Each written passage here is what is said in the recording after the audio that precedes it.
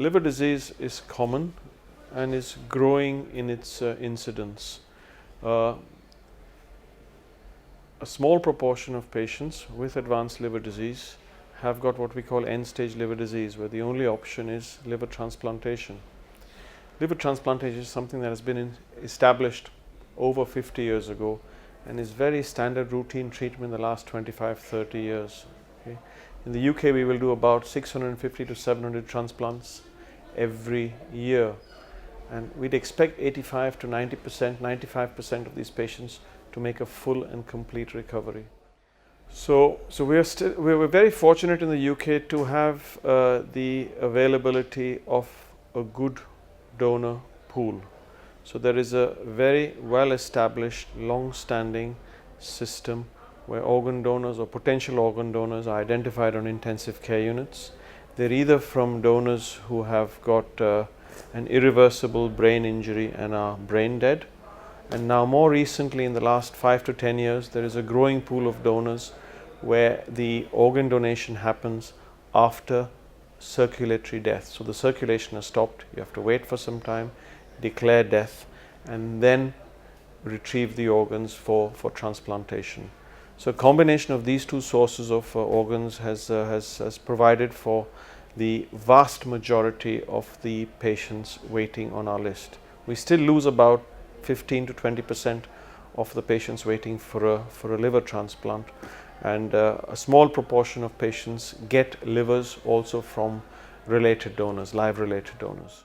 So India is going through an interesting phase. We've had a very good day at the meeting today. I think the need for India is hundreds of thousands of organs every year, and currently the proportion of patients that get transplanted is very, very small compared to what you would need for your population.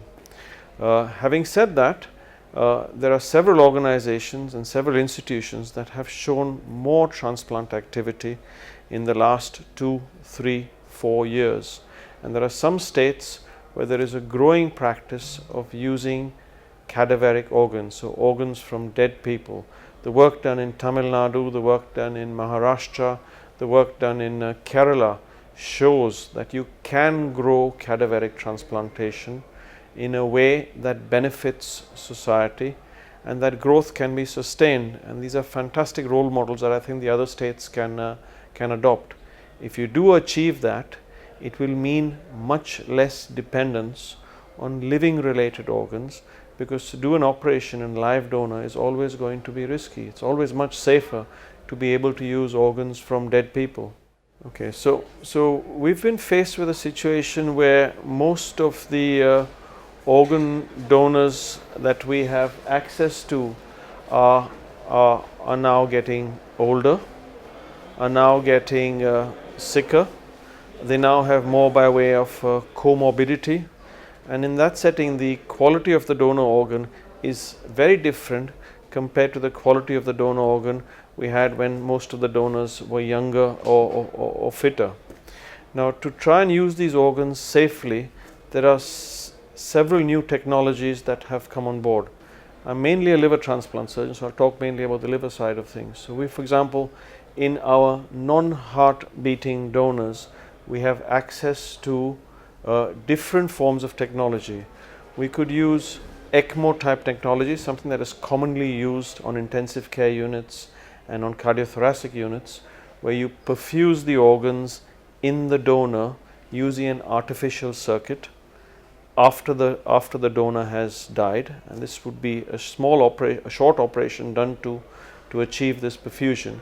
And during the time that the organs, in our case the liver, the 2 kidneys and the pancreas, are on ECMO, you can assess how they are working, you can assess how what the tests on those organs are, and you can also then plan your transplant accordingly.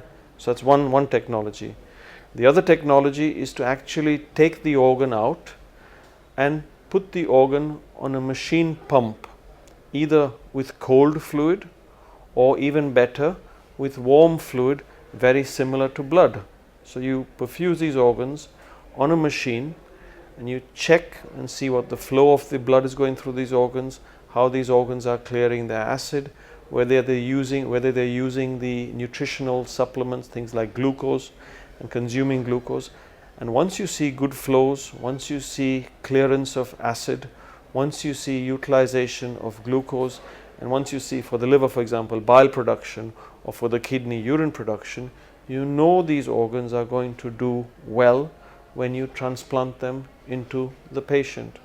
So these newer technologies, whether it's the ECMO circuits or warm perfusion of the organs or cold perfusion of the organs using specially dedicated machines are available, we will be able to use these older donors, these sicker donors, these marginal donors with a greater degree of safety, both for the patient and for the teams that use these organs. I think in 5 years from now, in the world where we live, I think we will have access to this. Currently, the technology is only available within clinical studies and clinical trials. I would hope that the clinical trials will answer many of the questions that would justify the additional expenditure for this technology. None of this technology comes cheap, but if the advantages of using it are fewer complications in the patients, shorter stays on the intensive care unit, less use of dialysis, for example, you may be able to use a cost effectiveness argument to use these organs. But I think given the way the organ donor pool is changing, these additional technologies will be one way, or the most important way, or the important way to be able to use these organs safely. If you look at the Indian perspective, I think you've got lots of challenges over here. The big first challenge is to get organ donation accepted more widely. It is accepted now, but it's only accepted in small little pockets. It needs to be accepted by the community in general, the community of doctors, the community of intensivists, the community of politicians probably. I think all these three groups of people need to clearly understand the value of organ donation. I think once that does happen, you will see a growth in cadaveric transplantation. Right now, you are growing, and I think you will continue to grow. But to be able to make a difference to the whole community, you probably have to do, 10,000, 15,000 livers a year, 30, 40,000 kidneys a year, and there's a long way to go to that sort of number. I would hope that as things improve, as the level of education improves, and as the message spreads that transplantation is a fantastically cost-effective way of treating end-stage disease, that you will have a growth in transplantation. But I suspect that will take time. Maybe 5 years is a bit too short for India.